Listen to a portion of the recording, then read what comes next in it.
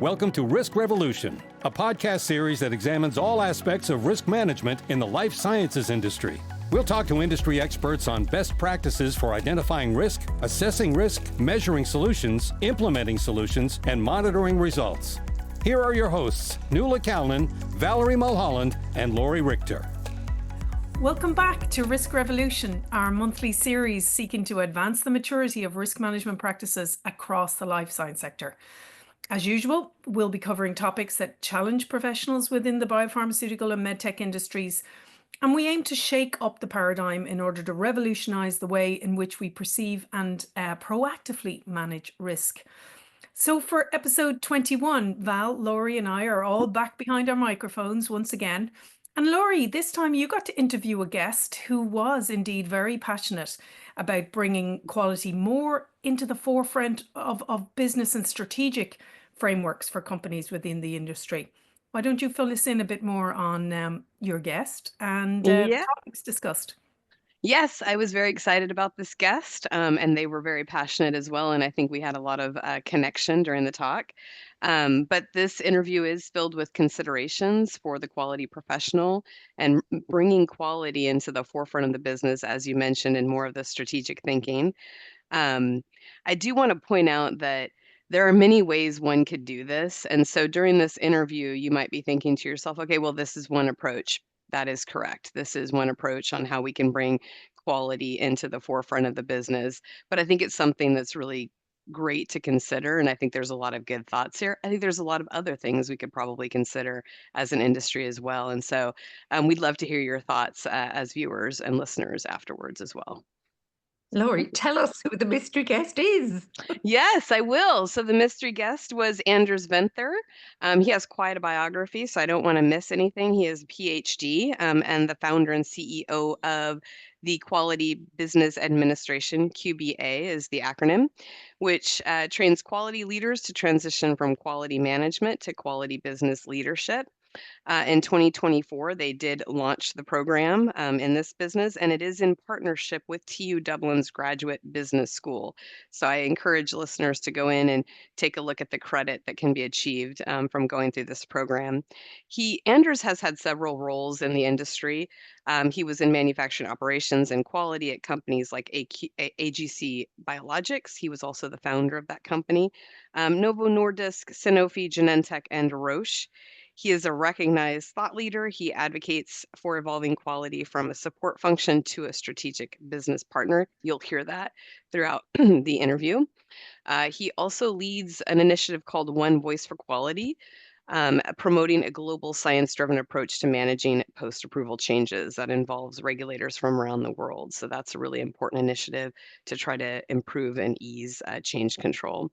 So there's a lot to discuss from this interview. It was quite intense and a lot of good information. So we're going to do something a little different this time. We're going to break it into bite-sized pieces so that we can absorb and kind of comment on those, and the listeners get a chance to kind of pause as well.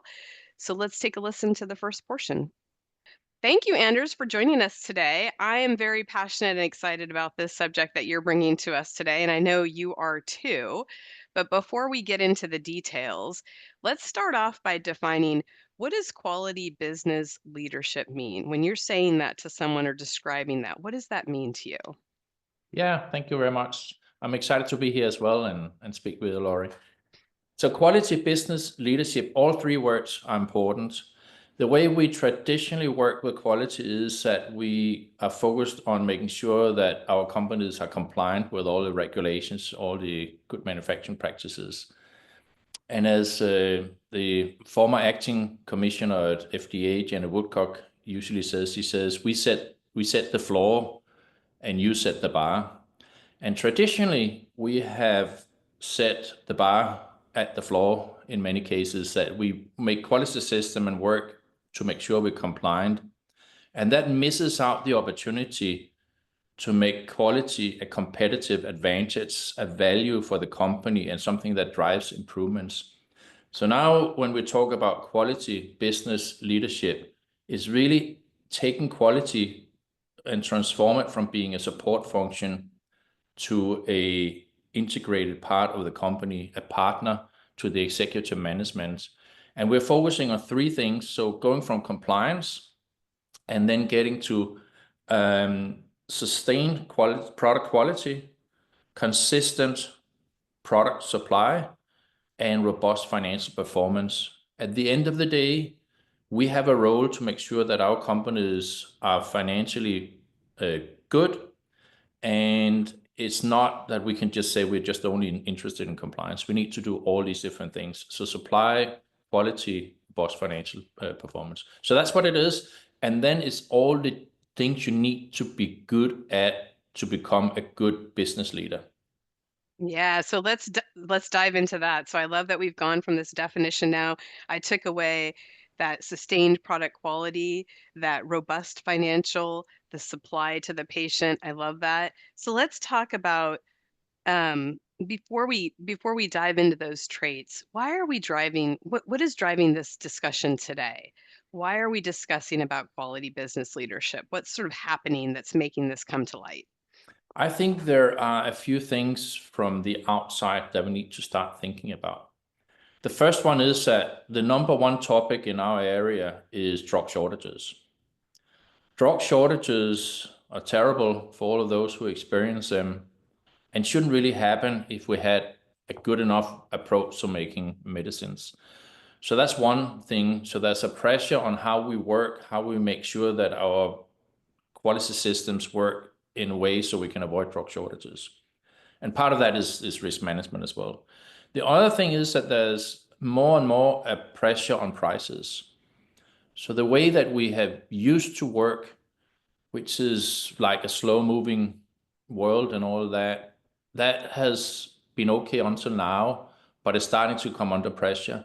And the third one is that we're just absolutely terrible at implementing new technologies in an agile way. So I think these three things are things that are starting putting a lot of pressure on the business, and where more and more leaders outside quality, so the CEOs, the heads of manufacturing, and so on, are starting to have other expectations of quality leaders. But we can't just change that. We can't just change it by saying, okay, so tomorrow we're going to be quality business leaders.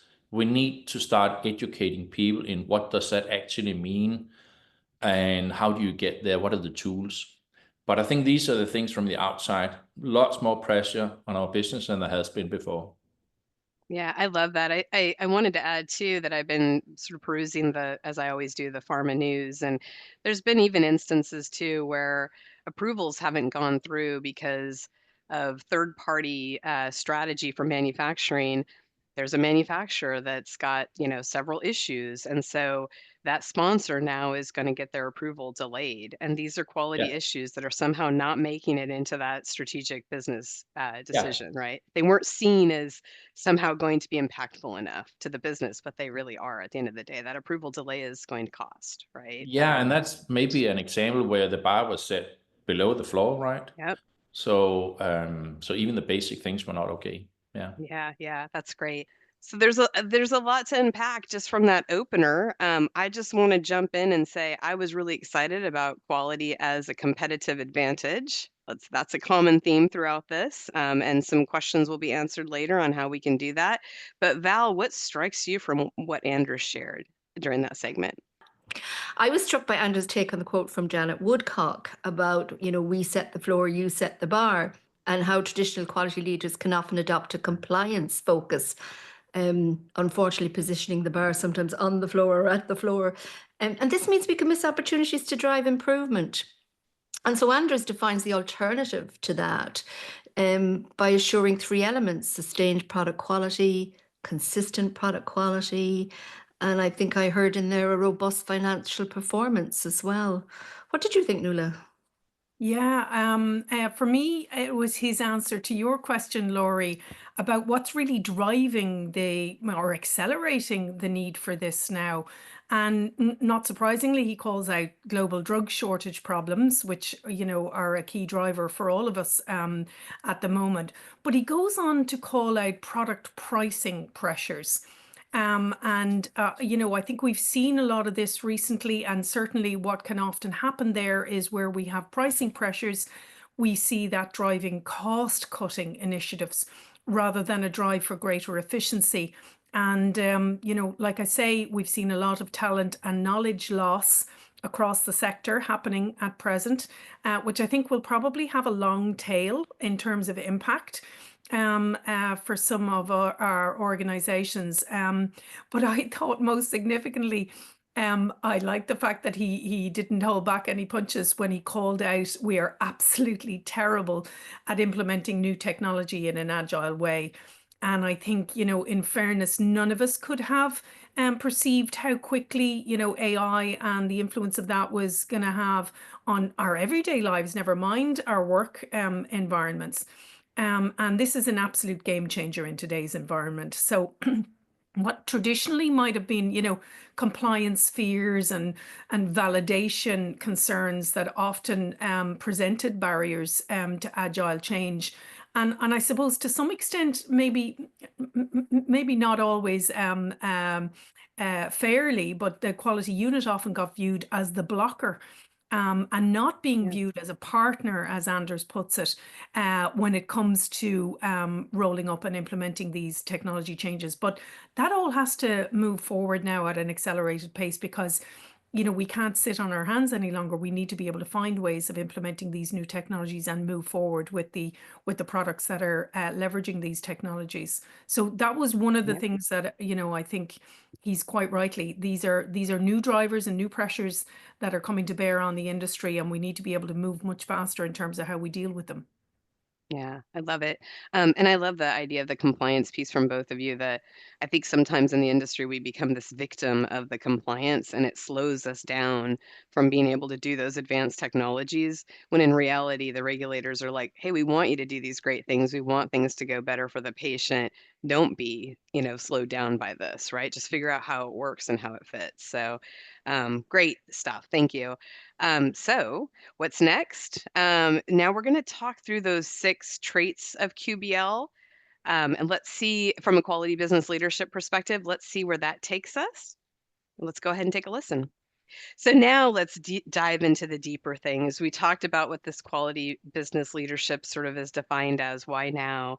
What kind of traits, you started to hint at that, what sort of traits do you believe that business leaders need to have to really influence that culture and bring about this shift and that baseline compliance driven quality organization to actually being a force of the business?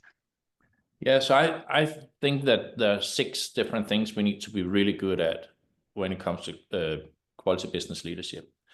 The first one is, you could say, is the basic, that we visibly demonstrate responsibility for quality. We have a role that is in legal statutes and all that about what a quality leader needs to do. We are the final decision makers when it comes to releasing batches to the market, deal with deviations, whether things are okay or not okay, and so on. So we have all of that.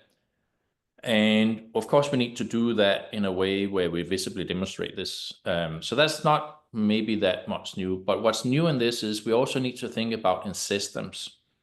And traditionally, we think more about things from a complicated problem rather than a complex problem. So there's a difference. A complicated problem can be solved, a complex problem cannot. In many cases, we're actually living in a complex world. I just mentioned the pressure on drug shortages, on prices, the drug shortages, and getting new technologies in. And for all of these 3, this is complex. And when we try and think it's just complicated, what happens is that we make our quality systems clunky, bureaucratic, more difficult to work with, and people are just don't like them. So we need to learn what is systems thinking? How do you deal with systems rather than more concrete, simple things? So that's one of them. And we will teach a lot about that in a course that I'll mention a little bit later as well. The second thing is that we need to advocate that quality is owned by all and not just by the quality function. Unfortunately, it's the same word, quality and quality, quality as an organization and quality of the product. And we have, I think, also there a tendency as quality leaders that we're the ones who communicate about quality topics. What are the deviation rate? What is the kappa timeliness? And all these different things. where really we are not the ones who own quality. We own it together with the rest of the business.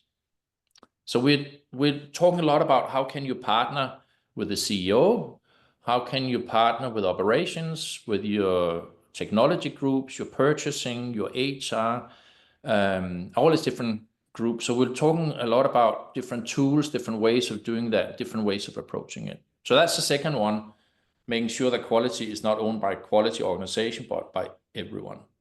And that kind of ties into the third one directly, and that is about engaging employees to continuously improve quality.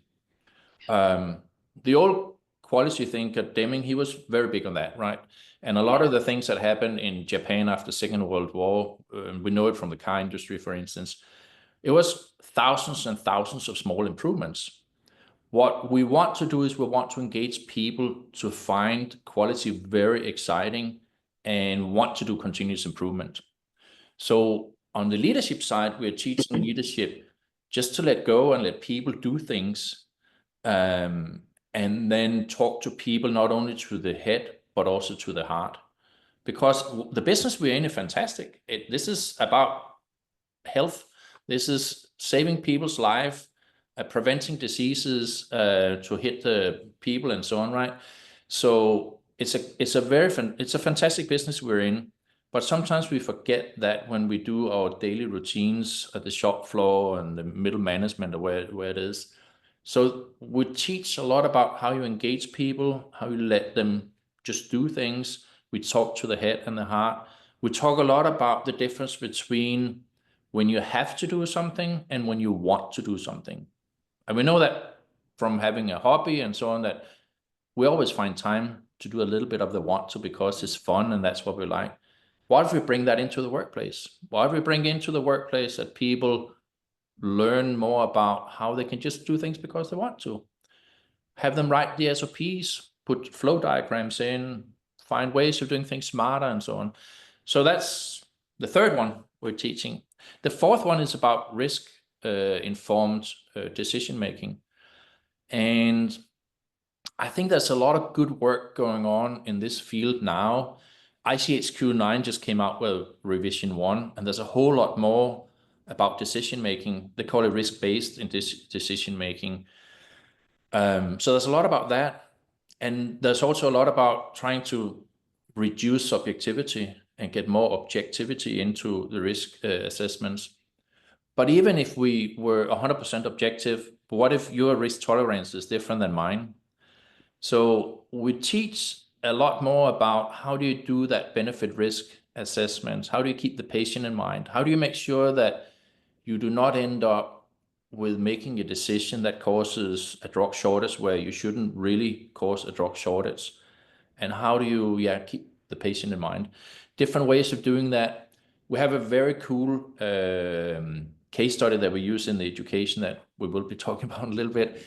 And that is John Kelly, who was the global head of quality at Pfizer during the pandemic. We are working on that case. How do you bring a new product in less than a year when it usually takes 3 or 4 years? So what are decisions you can make to make sure that things are moving and you're not introducing risks that could be fatal or serious? Yeah, and something that affected the world, right? Yeah, I mean, that's a very interesting case study there. Yeah. And then the fifth one is a really big one. And I've seen that that's maybe one of the ones that quality people struggle the most with, and that is promote quality as a value-driven financial advantage. We have a tendency to think about quality as a cost and as a cost center. So it's a cost for the company. And if you just think about the word cost, you would usually associate that with something you want to contain or reduce, right? You cost is no good. You want to reduce cost. Now, if you think about the word value you don't want to reduce. Value you want to maximize. You want to get the most out of your value, right?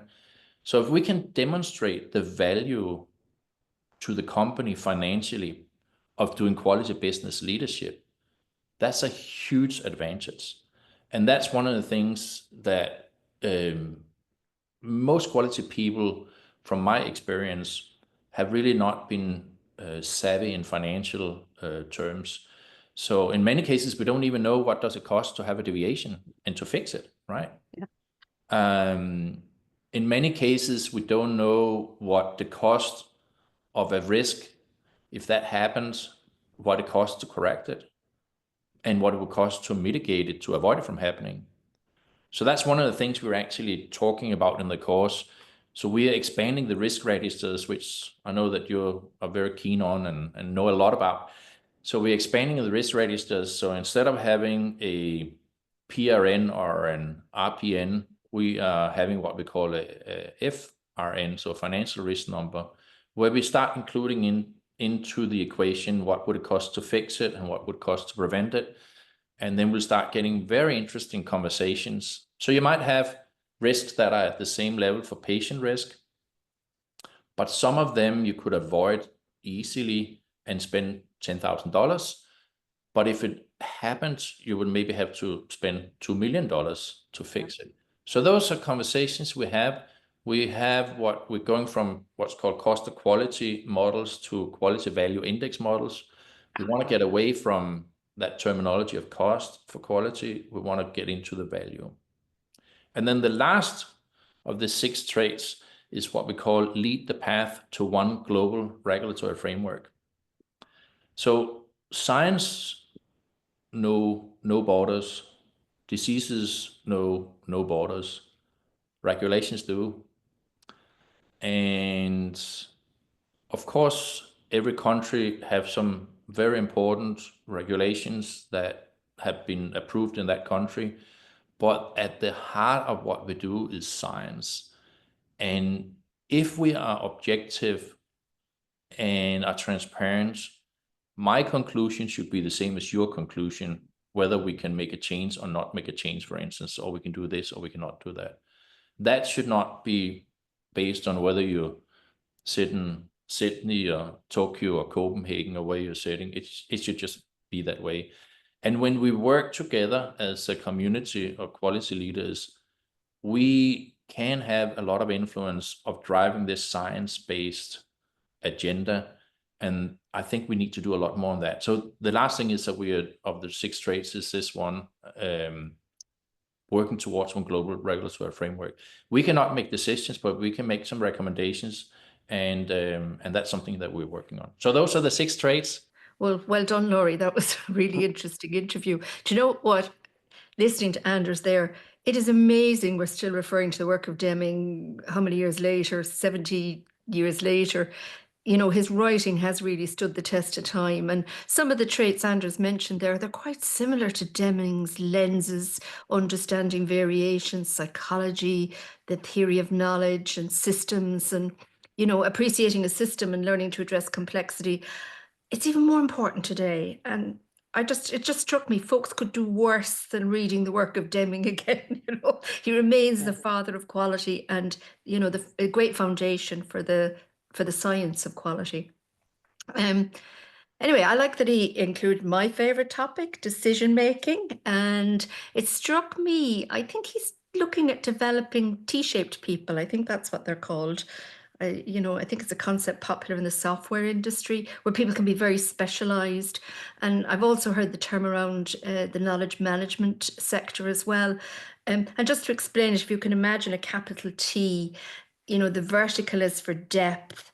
And I suppose when we think of quality people, that depth is technical, the science, the quality concepts, you know, but you need that horizontal bar across the top as well, which is the ability to collaborate across disciplines with experts in other areas and to apply and contribute our knowledge as quality expertise to areas other than our own. And, you know, especially in areas where that expertise is critical to the business, finance, people management, change management, etc. So, you know, I see the concept, and I think the people who see themselves as future leaders, you know, do need to understand the business that we're in and how to champion and lead quality through that business. I know a lot of, you know, emerging leaders do MBAs, but, you know, I think it's important to preserve the lens of quality in this learning. So I like what Anders is suggesting, and I like that idea of developing quality business leaders. What did you think, Nuala? Yeah, well, first of all, something that resonated for me was the take Anders had on complicated versus complex problems. And, I think we often find ourselves grappling with, suboptimal solutions that have involved a series of belts and braces or bureaucratic reactive actions. And rather than take the time often to break the problem down, to really understand it, and then, like you say, collaborate to seek the most appropriate, sustainable response. Very often we're driving to get that, whether it's a deviation or an event or an investigation or a CAPA closed out. We're focusing on the end line rather than on, the task in front of us, and really trying to understand to review that. But one thing, look, I just loved his reference to the separation of OPEX and quality. That was actually the simplified research question that I examined in my own PhD research of when and how did quality and excellence get separated in our sector. So I love that, 10, 12 years later, Anders is reflecting on that as well. Now, I don't know what that says, that we haven't evolved since then, but that was really what I focused in on around this patient-focused excellence. And I guess the conclusion that I came to from all of the research that we did at the time was that pharma went down the path of the GMPs and believed that that was what defined quality in our sector, while other non-pharma industries continue to follow Deming and Duran and total quality management. And they followed that pathway, and they defined quality as a product attribute, which is inherently integrated into the concept of continuous improvement of that product's ability to meet the customer's needs. So quality was almost a subset of continuous improvement, and it's an attribute of the product. Whereas very often in our sector, when we use the term quality, it's a synonym for the quality unit, the function, the people who are in the quality unit, as opposed to an attribute of the product. So I just loved that, he highlighted that, and I think it is true. We need to bring operational excellence and continuous improvement and quality together. It's part of the same game. And just because we have an organizational structure that has a hierarchy of different reporting lines, the philosophy and the tools and the mindset is the same, and the culture of that continuous improvement is what we need to get in. What about yourself, Laurie? Yes, so I'm going to agree with both of you on two very key points. Is that one, as a quality professional myself, I've actually become somewhat highly offended that the industry sort of moved towards the stamp of compliance, that's what the quality professional did. Oh, they were the second signature that was somehow stronger than the first signature after a batch record's completed or a C of A, when really quality professionals were trained to be so much more than that. And why the OpEx piece ever evolved, I'll never understand that, because when you look back at Deming and Duran and others that are these godfathers of quality, that's not what it evolved from. So how that happened, I do not know. And I think when we go back to kind of that compliance base or foundation, we sort of relegated ourselves there as quality unit people. We sort of pushed ourselves as we're over here, we're separate, we're not part of the business, we're required by the CFRs or EMA requirements or whatever those are. And I think that sort of did a disservice to our profession and what we really bring to the industry. So I'm going to agree with that 100%. I think every quality professional should go through training around Deming and Duran and all of those philosophies. I'm not so sure that happens anymore. And if it's not happening, we need to make it happen again, because they're still alive, and not the people themselves. The philosophies are still alive. They're still important. They're still being brought up in conversation, and they're still relevant. So I think that's important. But thank you both. I think I just tend to agree with what both of you just added. Let's take a look at the last bit of this interview and hear what Anders has to say. I do want to, if we could ask, if I could just ask another question. I'm fixated on the value-driven quality piece. I'm curious, why has that been such a challenge, I wonder, for quality professionals? Because I have also gone through several iterations of cost of quality initiatives and things like that, that we tried to kind of, I think, as an industry and as quality professionals, sort of sink our teeth into. But why has that been very difficult for us to understand our value and not see ourselves as overhead? Because I almost feel like we kind of positioned ourselves that way as quality professionals as well. Yeah, we are very reactive as quality Yeah. professionals. Some people just don't want to talk about it. Some quality professionals say, Yeah. "No, I am above anything that has to do with finances. I just need to make sure that things are compliant." And that's where you're that support function and not necessarily a good support function. Integrated means that the starting point is you need to know what the cost is. And as I say, many of us do not know that in the companies, right? You don't Yeah. know what things actually cost in the company. So you need to develop that model. But that's number one. Of course, you need to learn the basics of Finance how too. you learn to do like a balance sheet and a P&L Yeah. and all that, right? So those are things that we teach people who are interested in this. But I also think that what has happened is that operational excellence migrated out away from quality. Yeah. And I have data that shows that today the vast majority of operational excellence projects is about cost reduction. And it's usually short-term cost reduction. And I've seen that in my companies that I worked in also. An example is that procurement goes for the cheapest raw materials, only to see that you lose more product at the end because the quality of the product at the end is not good enough. So you have to throw away batches or parts of batches. So what happens, and this is one of the Deming quotes, is that if you focus on quality, costs will be reduced. Yes. But if you focus on cost reduction, quality might be impacted negatively. And I think we need to take it back. We need to take it back and be much more active in that and show the value. The other thing is that I think that in many cases, even if we do things that are financially smart and good to do, we don't communicate it. Yeah. So I mean, we might have a really good program that said, let's get to the root cause of these recurring deviations, and we have these 10, and now they're eliminated. Now, how do we communicate that as a quality function?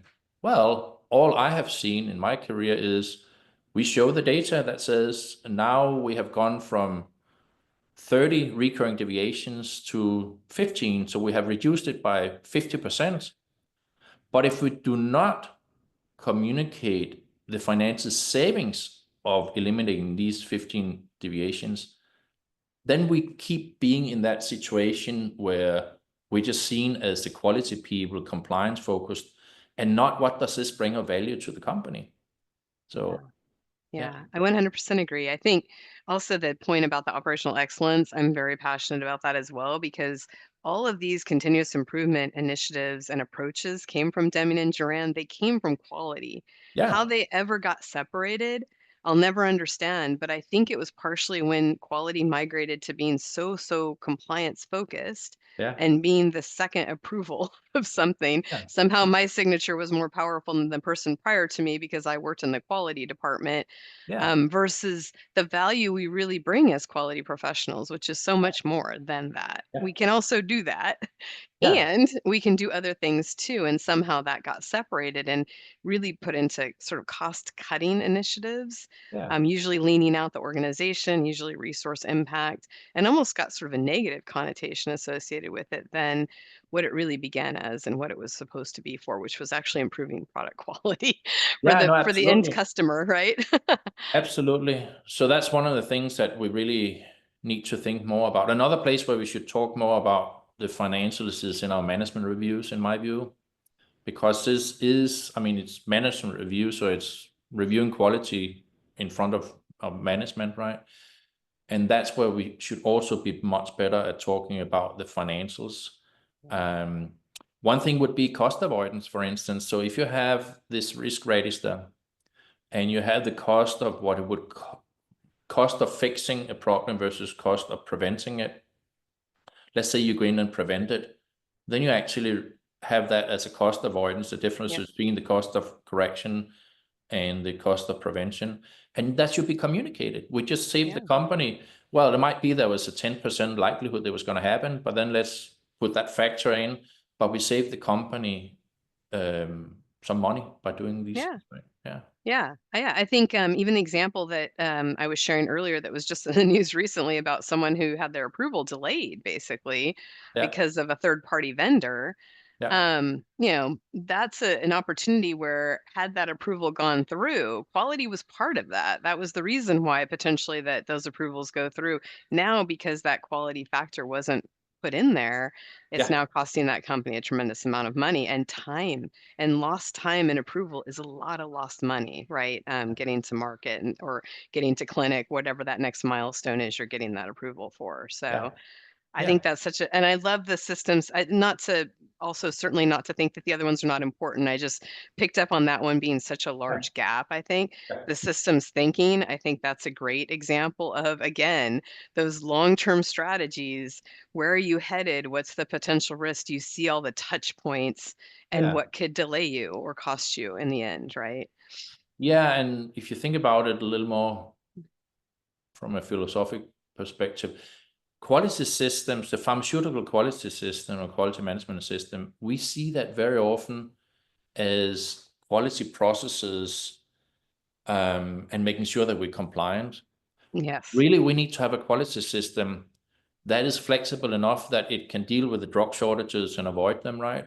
And the pressure on prices and new technologies and so on. So we are not building a quality system to meet regulatory requirements only. We should have a quality system that is integrated into the overall business and that can actually facilitate all the things that you need to see from a business perspective. But traditionally, we don't. No. And I love that because actually, so in my current role, I am the head of quality systems. And my phrase is always, I'm building this for the business and where we are today and the next sort of step we need to be in so that I prepare us for that transition.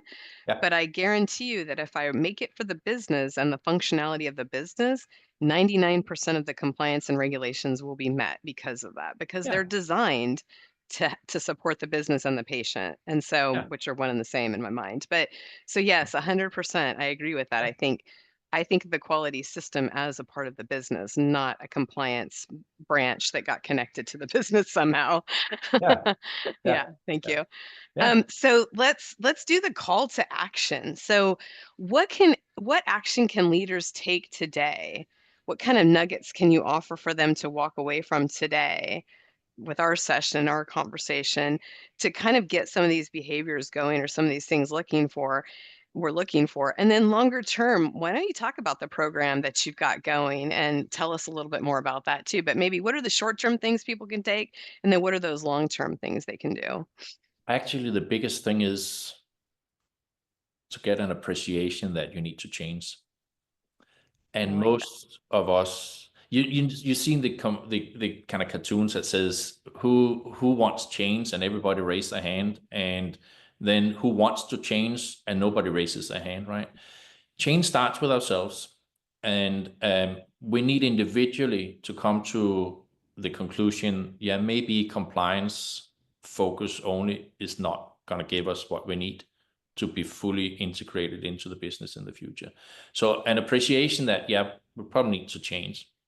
The second one is that now this concept of quality business leadership has been around for a while, and I get really good feedback on it.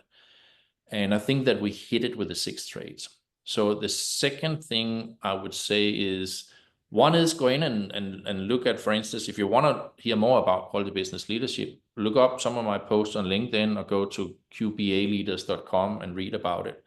But really start thinking about, how do I learn to engage people and how do I learn more about finances? And if you could start building your own, we used to call it cost of quality model, but a quality value index, that would be good. But the engaging of people, the financial part, and then maybe start thinking about how can I make sure that I partner with operations and that I don't own quality myself.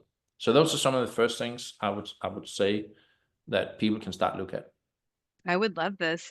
And can you tell us a little bit more and sort of some of your closing comments? Is there a next cohort? Is it already, can they sign up still? How's that going with the QBL piece too? So we had the inaugural class or program. So it's called Certificate in Quality Business Leadership Program.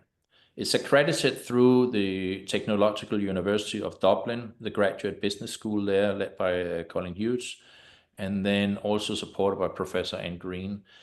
So people graduating out of the course that I'm about to speak about will get credits towards an MBA when they do so. It's run, provided by my company, but the lectures are absolutely world-class lectures. It's Dr. Janet Woodcock, it's Holger Ratgeber, who is a New York Times bestseller. It's a former chief financial officer, it's a former head of quality at Pfizer. It's a former CEO of HPRA. There's a lot of really, really good lectures. So what we do is we run this over 10 weeks. And we have in every Wednesday in those 10 weeks, we have a 3-hour online education. And then we teach each of the 6 traits, and that goes over the 10 weeks. We are now signing people up for the next cohort. We start the 26th of February. Classes are filling up, but we still have some open space. And then what we're going to start out with is the opening is going to be Colin Hughes and Green, Jen Woodcock, myself. And we're going to have this conversation about what is quality business leadership, why do we need it? And we'll talk a little bit about what can we learn from the old quality thinkers as well that we might not have actually implemented yet. So it's going to run over 10 weeks, starting the 26th of February. And if anyone wants to know more about it, qbaleaders.com, that's all about it there. And we'll make sure to provide links to sign up and to the website too. And I can speak for, I know quite a few of the students that attended and they loved it, and actually thought it was really deep, you know, the work they had to do, the learning they had to do. But that's what it's all about. This is not easy stuff, right? So it was great. They loved it. Yeah, that's the feedback. The feedback is that what they learn, they can apply immediately and they can see results. Yeah. One of them, for instance, was this quality side head. He used to have an annual quality week, and it was traditionally quality that presented things. But then he went out and asked people on the shop floor, and there were a couple of people on the shop floor who said, yeah, I want to discuss quality and present things. So all of a sudden, it became quality owned by all. And it was very simple, but people learn a lot of different tools. We also, after everybody have finished, we have an alumni group, and we meet every 8 weeks. And we continue to talk about the traits, what people have of excitement about results, or what roadblocks they've hit. And then we're introducing new topics as well. And some of the lectures are actually coming back. That's great. So, yeah. That's great. Okay. Any other last thoughts for our audience today? I'm super excited. I'm super excited about quality business leadership. There is absolutely a need for quality business leadership. Change is always difficult, but let's work together and let's talk about it and find out how we can move ourselves from being a support function to a partner to the business. So I'm excited about that. And thanks for the time, Laura. Yeah, no, thank you for coming to Risk Revolution. We appreciate it. But I too just want to say I love it. I like that your first statement was, you know, in terms of what to take away is that change is needed. And it's hard sometimes to say, maybe it's time to do something different. But it's also really exciting when you say maybe it's time to do something different because opportunity comes from that. So I'm also very excited. Thank you for joining us today. You know, something that was so interesting. And do you know what struck me there in that last bit? Anders spoke about complexity of the problem. You referred to it earlier, Nuala. But, he was referring to the problem of preserving quality as a company value. And with all complex problems, there isn't a simple solution. The problem needs many nudges in the direction of improvement. And I suppose the concepts behind what Anders is trying to do here is definitely a nudge and a positive lever, I feel. But the only thing I can think of while he was talking was the problem needs other solutions as well. And I found myself wondering, how to improve the quality culture or the risk culture or system thinking in the other folks in the operation as well, such that quality, as a value is truly integrated across the operation. So, it's not as simple as it's not a one solution is going to solve this, but it is a start. And I suppose, as Anders said, change starts with ourselves. Yeah, I agree, Val. And I think your reflection there on the need to, also get some of the other operational leaders to review their relationship and perhaps I would like to phrase it as active sponsorship to the aspects that might have, previously been seen as being the purview of the quality unit, such as the need to proactively drive risk reduction, by working in partnership with their quality colleagues, to really address the need as a source of competitive advantage. Risk is very often seen as something that is, particularly quality related risk is often seen as, oh, well, that's quality unit are looking after that, so we don't have to worry about that. We're looking at, business continuity risk or something else. But I see them very much integrated, and that need to be proactive about risk prevention rather than responsive to risk events, that have already occurred, is a key thing. And being able to, I liked, where Anders talked about being able to quantify the cost of correction versus the cost of prevention, and have an honest dialogue around that about, who has the risk appetites or risk tolerances, which he mentioned. That would be a great place to start, if we were quantifying that, and we were, rather than saying we're going to reduce the number of CAPAs or the number of deviations or improve the right first time, but really looking at, when we're proposing a continuous improvement, being able to measure that risk reduction that it's offering, and being able to put a dollar value or a euro value around that. But look, I think the biggest takeaway for me, which might somewhat have flown under the radar, I'm probably super sensitive because a lot of the work I do in this is in the sector is now in this, is around this role of engagement. And it's such a woolly term, but how he talks about the importance of engagement in terms of delivering a competitive business advantage. And I routinely refer to this in my own work as engaging the front line to deliver on the bottom line. And, people don't really understand, well, what does that engagement mean? And it doesn't happen organically. People don't just wander up from the shop floor and tap on the C-suite door and say, I have a great idea for how I can engage with some ideas for you that might improve your bottom line. So we have to, it requires systematic processes where the frontline folks are invited routinely to contribute their improvement opportunities and ideas, or risk reduction ideas, or contribute where they've seen a near miss. So that we can get them actively encouraged and recognized for, first of all, coming up with the ideas, but also getting them actively involved in executing those continuous improvement projects, whether they're a simple just do it improvement, or whether it's a more team-based improvement.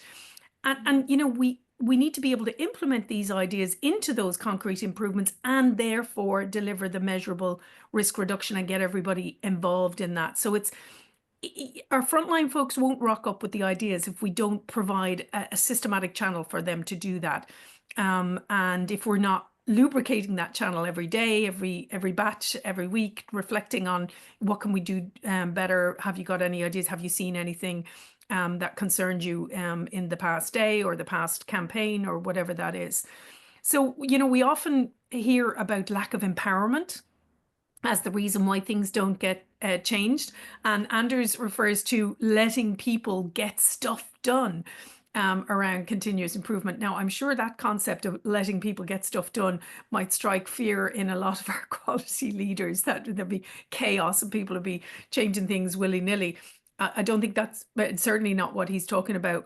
But, how can we expect people to become empowered if we don't invite them to participate in action-based continuous improvement processes and projects? So it's the classic virtuous learning cycle of learning by doing. And that's what we mean by engagement. And we have to create those processes and make the time for people to get that stuff done, to improve the workflows that they have responsibility for. And more importantly, they're the only people who have the deep knowledge about those, frontline workflows. So I'll get off my soapbox now, Laurie, but I loved that part. All right. Well, I'll get on my soapbox just for a minute. I just wanted to add one more comment around risk registers, and you started to kind of touch on that too, Nuala, is that, again, I think that's another place where quality professionals said, our risk register is different. It's quality and compliance risks only. We're going to keep it separate. It's over here. It's presentable to auditors, things like that. I'm pleading with the industry to please integrate those quality and compliance risks that are strategic into that overall business risk strategy. And if your business isn't running by managing risk, then it's probably not very successful. So some of that has to be integrated into there. I'm very passionate about that. I know we struggle with that as an industry. We think it should be kept secret, separate, presentable. It's really all part of the business. We can't make decisions without, as a business, and move forward successfully without considering all of these functional areas and what they bring. So that's my short little plea to the industry. So closing thoughts, Nuala?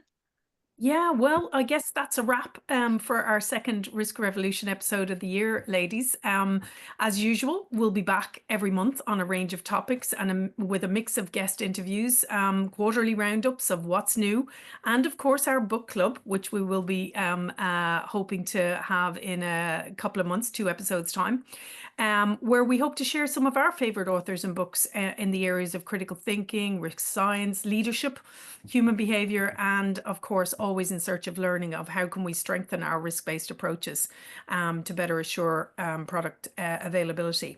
So please do subscribe to the show wherever you get your podcasts. New episodes will miraculously make their way into your feeds. And we have set up a LinkedIn Risk Revolution podcast page. So please do join us there and feel free to message us with your thoughts or any ideas you have. So finally, Laurie, what are you sharing in the show notes this month? Yes, I do have show notes. So there will be links in the show notes for specifically for the QBA program that Anders spoke of during that interview. There's also a little link to feedback from some of the participants, which I alluded to in the interview that I had spoken with, and it was received quite well. And hey, want to be in the cohort? There's another one starting, I think, on February 26th. So if you want to do that or future cohorts, there is an application link as well that we will provide. There's also going to be a link featuring an article taking a stand for pharmaceutical quality, the rise of the quality business leader, that is also linked nicely into some of those concepts and thoughts that are shared in the QBA program. So that is the last of all the great information I have to share. This was a lot of fun. As always, I love these interviews and I'm always learning something. So from me to the listeners, happy researching, and hopefully you find some great information on those links that are provided. Thanks, Laurie. But can I add to your show notes? Can we share a bit of Deming? Yes, I'm so sorry. Yes, let's do that. Yes, absolutely. There will be a link to some Deming information as well. Yeah. Put a link to the Deming Institute because, that's a great place to start if you're interested in Deming. Because you said earlier, it struck me, you said they're both passed on now, but they did both live to a ripe old age. Yes, they did. They obviously had the secret for eternal life. Yeah, no, open thinking. I'm living Deming. Listen, great interview. Happy reading, everybody. Thanks for everything. Yeah, goodbye from me, Nuala in Dublin. Goodbye. Bye. Goodbye.